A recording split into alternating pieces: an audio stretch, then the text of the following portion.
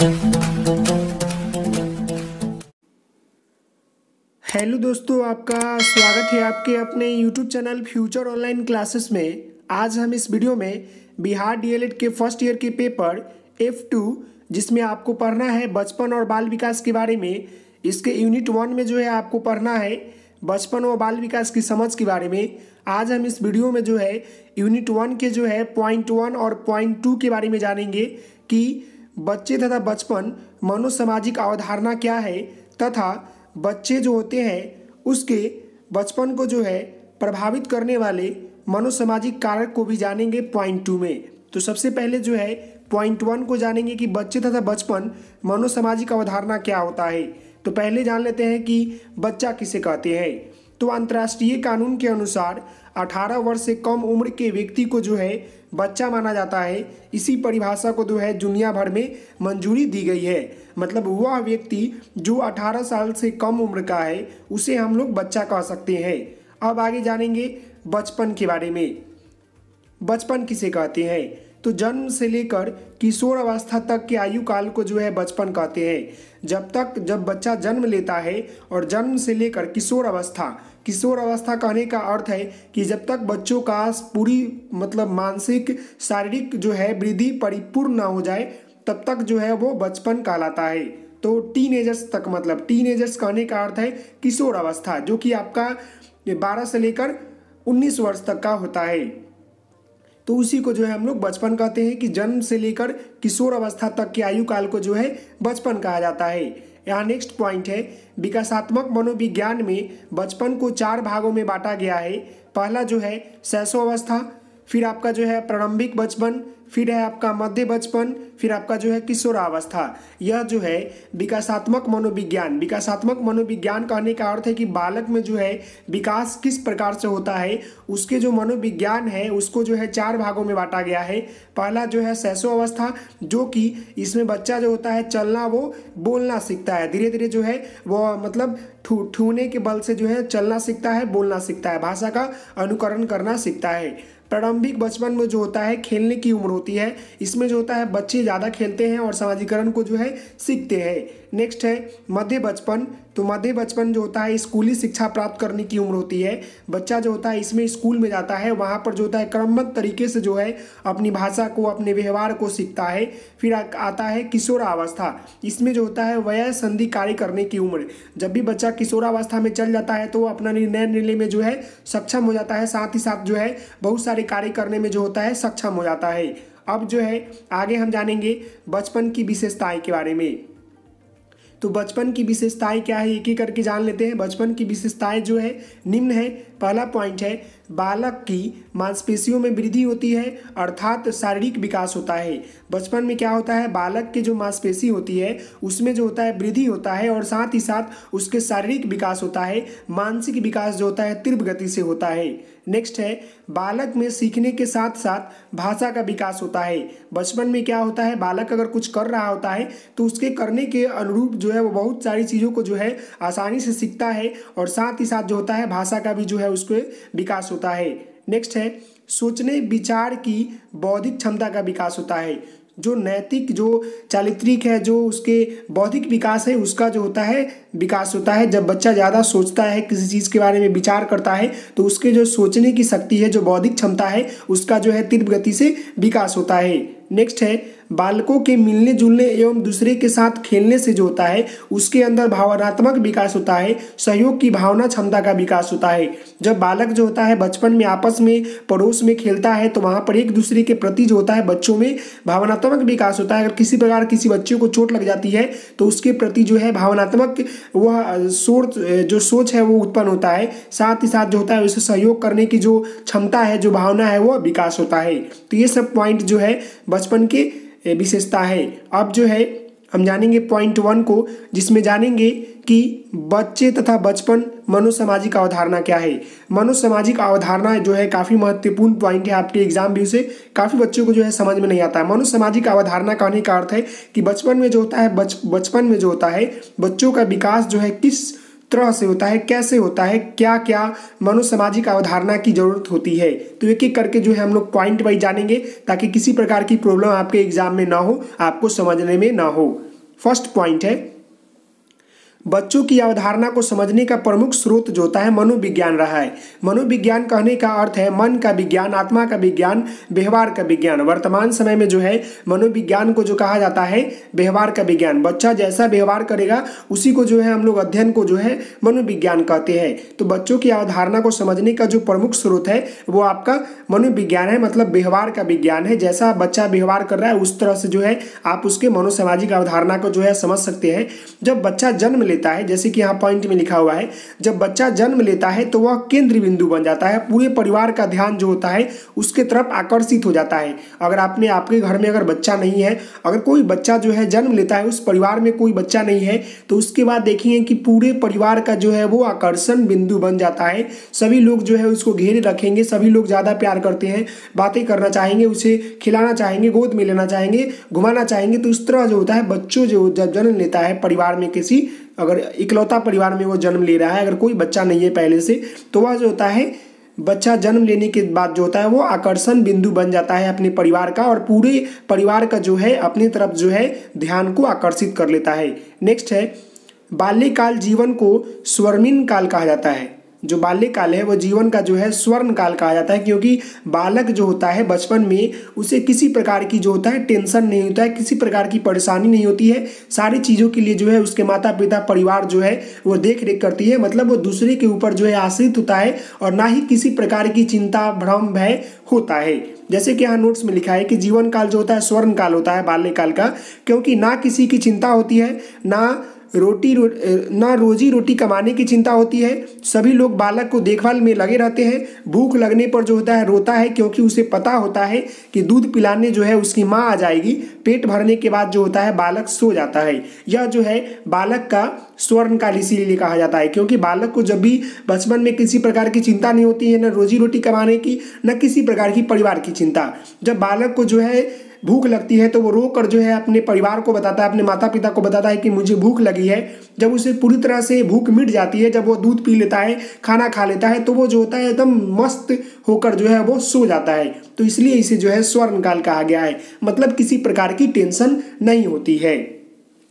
आगे जानते हैं, तो नेक्स्ट जो पॉइंट है वह है, बच्चों के जन्म के बाद बच्चों को देखकर सारी चिंता तनाव व्यक्ति भूल जाता है। बालक के जन्म के साथ ही घर में उत्साह उल्लास उमंग प्रशंसा आ जाती है। माता पिता बच्चों की जिम्मेदारी बखूबी निभाते हैं। यह जो है काफ़ी महत्वपूर्ण पॉइंट है, क्योंकि किसी भी परिवार में अगर किसी बच्चा का जन्म होता है तो देखते हैं कि सारे जो व्यक्ति होते हैं वो तनाव भूल जाते हैं। सभी लोग जो है बच्चों के प्रति प्रेम भावना उत्पन्न हो जाती है और प्रेम की भावना बहने लगती है। साथ ही साथ जो होता है पूरे घर में जो है खुशी का माहौल हो जाता है, उमंग का माहौल हो जाता है, और माता पिता जो होते हैं वो अपनी जिम्मेदारी को जो है बखूबी निभाते हैं कि मेरी जिम्मेदारी बच्चों के प्रति जो है बचपन की जो मनोसामाजिक अवधारणा है उसका क्या है, उसके प्रति जो है ज़्यादा जिम्मेदार हो जाते हैं। नेक्स्ट है, भारत में माता पिता और बच्चों का रिश्ता जो होता है बुनियादी माना जाता है, क्योंकि माता पिता पूरा जीवन जो होते हैं अपने बच्चों के लिए कर देते हैं और उन्हीं के लिए जो है जीते होते हैं।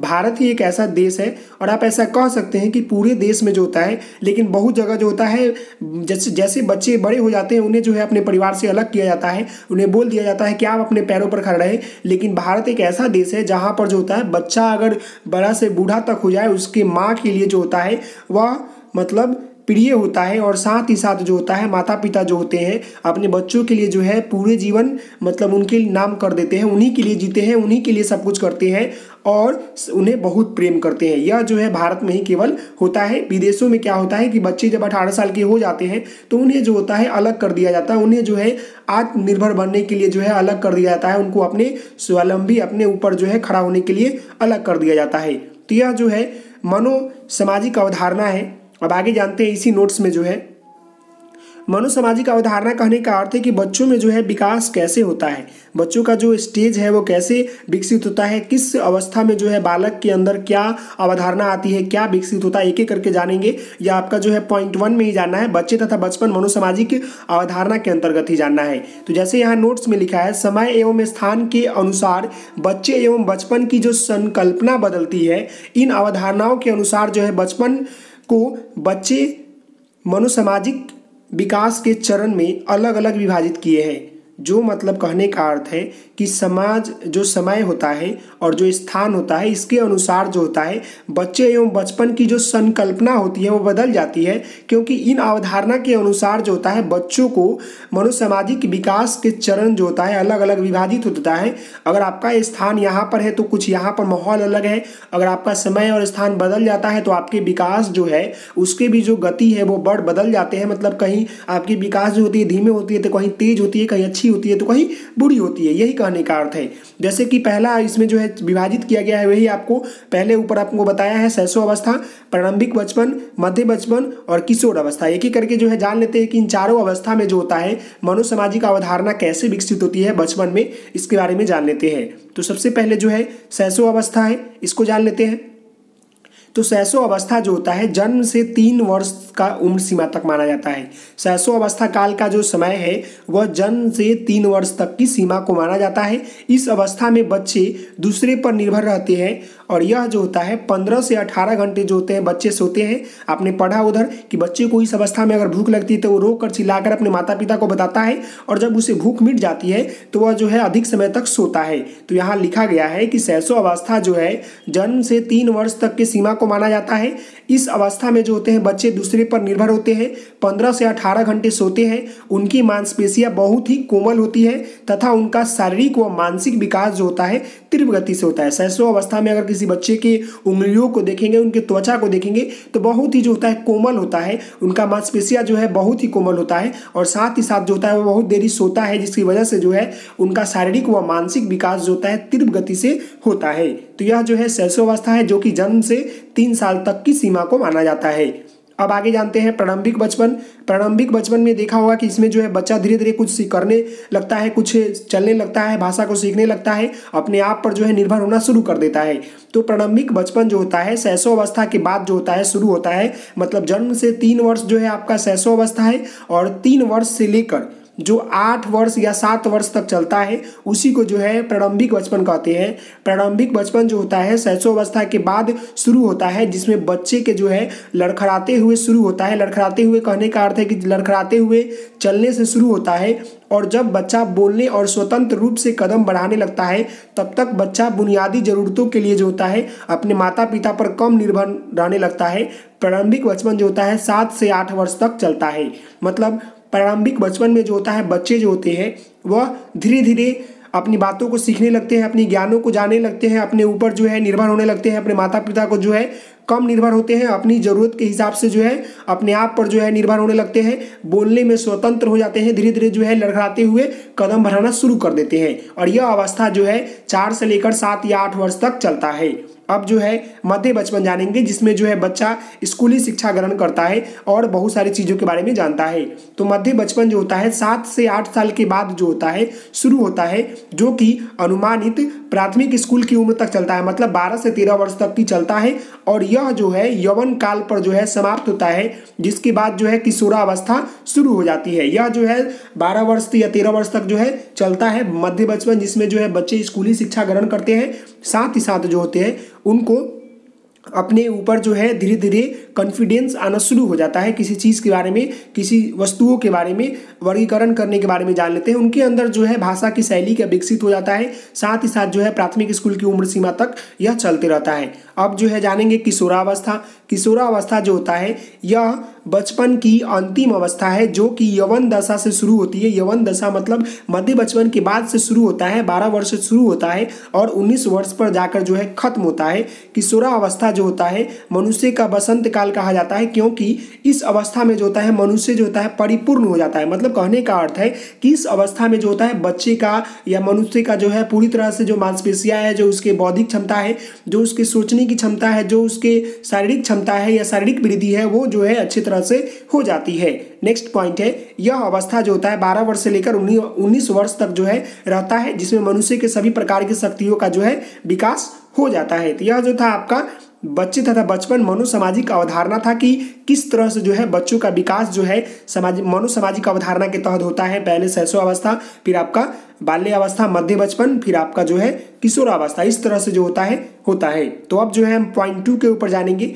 पॉइंट 2 जो है आपके काफ़ी महत्वपूर्ण पॉइंट है। ये भी बचपन को प्रभावित करने वाले मनोसामाजिक कारण, कि बचपन को जो है प्रभावित कौन कौन सा कर सकता है उसके बारे में जानेंगे, एक एक करके सारे पॉइंट को जानेंगे। तो देखिए यहाँ लिखा हुआ है बचपन को जो है प्रभावित करने वाले जो है निम्न कारण है। बचपन को कौन कौन से प्रभावित कर सकते हैं? अगर बच्चे को जो है सही मात्रा में भोजन न दिया जाए, उसके अगर माता पिता अगर गलत तरीके से व्यवहार कर रहे हैं तभी प्रभावित हो सकता है। उसका घर गलत है, घर में मारपीट हो रहा है तो बच्चा को प्रभावित कर सकता है। अगर समाज गंदा है तो वहाँ भी जो है प्रभावित कर सकता है।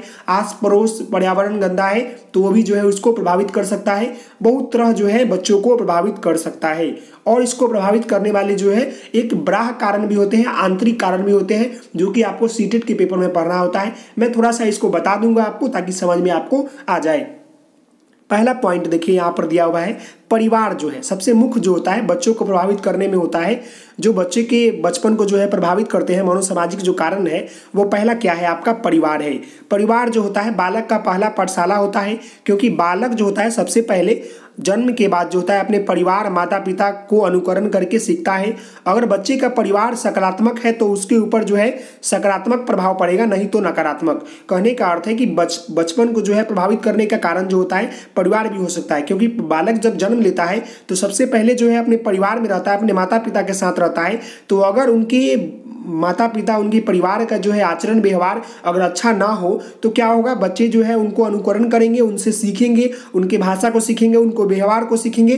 तो अगर गलत है तो वो गलत सीखेंगे, जिसके कारण जो है बच्चे का जो होता है बचपन प्रभावित हो सकता है। और साथ ही साथ जो होता है अगर उनका नकारात्मक सोच है तो नकारात्मक सीखेंगे, अगर सकारात्मक सोच है तो सकारात्मक सीखेंगे। तो इस तरह कह सकते हैं कि बचपन को जो है परिवार भी जो है प्रभावित कर सकता है। यह भी जो है बचपन को प्रभावित करने वाले जो है मनोसामाजिक कारक है। नेक्स्ट देखते हैं पड़ोस एवं समुदाय।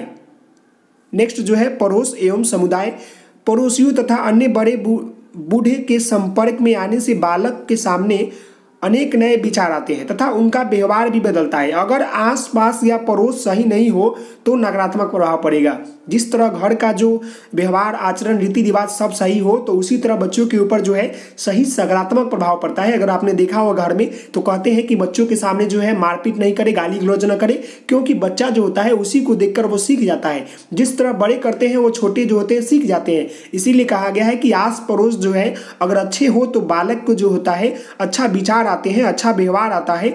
अगर आसपास जो है पड़ोस में नकारात्मक रहे तो नकारात्मक प्रभाव पड़ेगा और नकारात्मक ही बच्चे सीखेंगे। तो पड़ोस एवं समुदाय भी जो है बच्चों को जो है मनोसामाजिक जो है कारक है बच्चों को बचपन को प्रभावित करने के लिए। अब जो है जाति और धर्म के बारे में जान लेते हैं। थर्ड जो है आपका जाति एवं धर्म है, ये भी जो है बचपन को प्रभावित कर सकता है।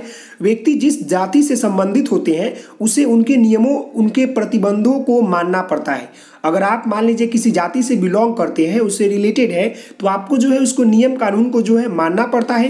न मानने पर जो होता है जाति वर्ग से दंड प्राप्त करना पड़ता है या दंड दिया जाता है। इस प्रकार जो होता है बचपन को प्रभावित कर दिया जा सकता है। इसीलिए जो है बचपन में जो है बच्चों को जाति एवं धर्म के रीति रिवाज के बारे में बताना चाहिए। अगर आप उसे नहीं बताते हैं तो वह जो है गलत तरीके से उसके बारे में जानेगा। तो इस तरह से जो है उनके जाति एवं धर्म भी जो है बचपन को जो है प्रभावित कर सकता है। अब जो है वातावरण है, काफी महत्वपूर्ण पॉइंट है। वातावरण जिस तरह आपके परिवार, जिस तरह आपके समाज, जिस तरह आपके समुदाय है, ठीक उसी प्रकार जो है वातावरण भी है। क्योंकि बालक का बचपन जो होता है जिस वातावरण में बीतता है वह उसी वातावरण को जो है खुद से ढाल लेता है। उसी मानसिक विकास में उसी प्रकार की वातावरण को अनुकूल होता है। इसलिए बच्चों के विकास के लिए अच्छा वातावरण देना चाहिए। आपने देखा होगा कि बच्चों के विकास के लिए बचपन में क्या किया जाता है, बच्चों को जो है अच्छे लोगों के साथ रखा जाता है, अच्छे वातावरण दिया जाता है ताकि किसी प्रकार की नकारात्मक सोच उसे प्रभावित न करे।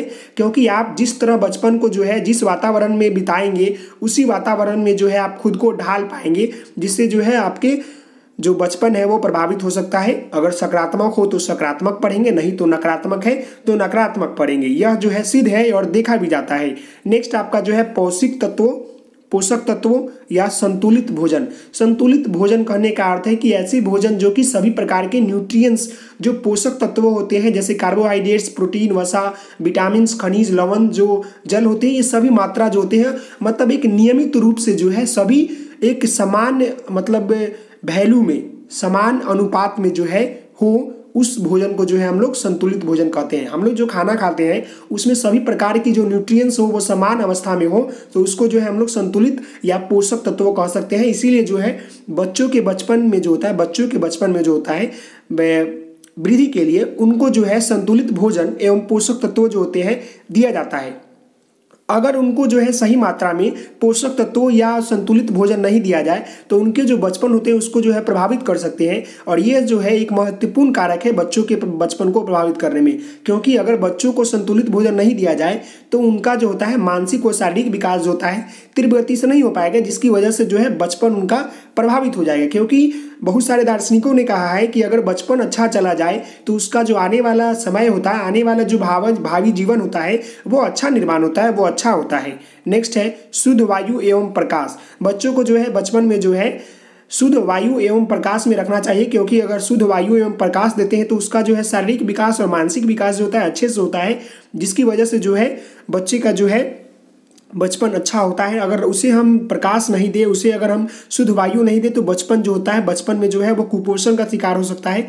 बहुत तरह के जो है रिकेट्स बीमारी हो सकते हैं विटामिन डी की कमी से, जो कि हमें सनलाइट से मिलता है। तो इस तरह से जो है बचपन को जो है वो प्रभावित कर सकता है। इसीलिए जो है बच्चों को जो है शुद्ध वायु, शुद्ध भोजन और संतुलित आहार एवं प्रकाश की जो होता है जरूरत होता है और उन्हें देना भी चाहिए। अब जो है जान लेते हैं लिंग के बारे में। लिंग भी जो है बच्चों को जो है बचपन को जो है प्रभावित कर सकता है। ये भी जो है मनोसामाजिक कारक है, क्योंकि लिंग हमारे समाज में जो होता है एक रूढ़िवादी धारणा है जिस बालक बचपन से ही जो है समझ लेता है। आपने देखा होगा, इसको मैं समझाता हूँ कि लिंग जो होता है हमारे समाज की एक रूढ़िवादी धारणा है जिसे बचपन में ही जो होता है बालक समझ जाता है। जैसे आप देखते होंगे एक लड़का अगर मेला कोई जाता है, अगर छोटा बच्चा कोई मेला जाता है तो अगर लड़का है तो वो अपने अभिभावक से जो होता है गाड़ी या बंदूक खरीदने के लिए कहता है। आप बचपन में देखेंगे उसे किसी प्रकार की कोई जानकारी नहीं है, ना ही किसी उसे कोई बताया है कि आपको जो है बंदूक या गाड़ी ही लेना है। लेकिन ये एक रूढ़िवादी धारणा है जो कि बचपन में जो होता है बच्चों को आंतरिक आ जाती है, खुद ऑटोमेटिक आ जाती है। जब बच्चा मेला घूमने जाता है या कहीं दुकान पर जाता है खिलौना खरीदने तो अपने अभिभावक से कहता है कि मुझे गाड़ी या बंदूक ही चाहिए। वही उल्टा होता है लड़कियों को अगर देखते हैं तो लड़कियां देखेंगे कि श्रृंगार के सामान नहीं तो जो है वह गुड़िया खरीदाना जो होता है ज़्यादा पसंद करती है। मतलब वह अपने अनुरूप, अपने लिंग के अनुरूप जो होता है वह खिलौना जो है खरीदना शुरू करते हैं। इसीलिए कहा जाता है कि बचपन में जो होता है बचपन में बच्चों के जो होता है रूढ़िवादी धारणा जो होता है लिंग के प्रति उत्पन्न हो जाता है। तो हम कह सकते हैं कि लिंग का भेदभाव बचपन में ही जो होता है पहचान जाते हैं, बच्चे समझ जाते हैं।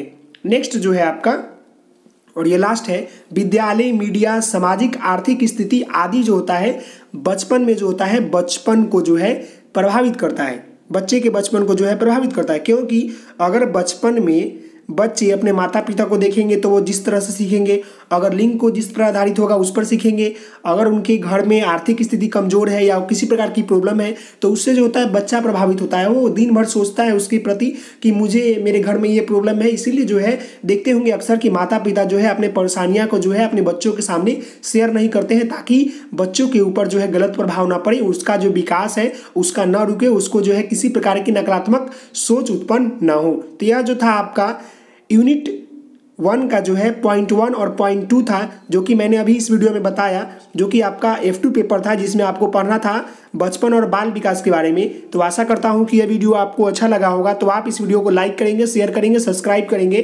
Thank you for watching this video. Please like, share and subscribe my channel. तो मिलते हैं नेक्स्ट वीडियो में, तब तक के लिए धन्यवाद। Thank you so much. जय हिंद, जय भारत।